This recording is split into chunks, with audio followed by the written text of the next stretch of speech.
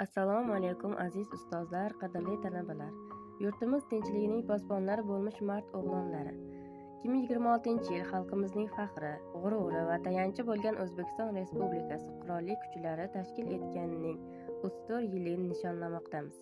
Har bir millatning o'z himoyachisi, har bir xonadonning o'z qalqoni bor. Bugungi she'riy tabrigimizni mana shu ulug' kasb egalariga, ya'ni vatan himoyachilariga bag'ishlayman. Ko'zingizning qarosiday saqlagaysiz, yurt ishonchin iymon qadar oqlagaysiz, qo'riqlaysiz shomu sahar dilda vatan, nomus ori, e'tiqodi but askar. Karvon boshi suyangaydir siz mardlarga, siz bermaysiz elingizni jangardlarga. Yo kelsa gar olishasiz jondan kechib, siz jasursiz hamda mag'rursiz askar. Siz vatanga yarashgaysiz, olgumdir tan.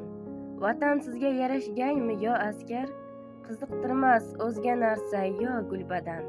Orzuyingiz omon bo'lsa bo'ldi vatan. Siz shu yurtning ahdi baland o'g'lonisiz. Siz borsizki bexavotir qo'rg'onimiz. Faxrlangum goh oshkora, goh hojatdan. Siz borsizki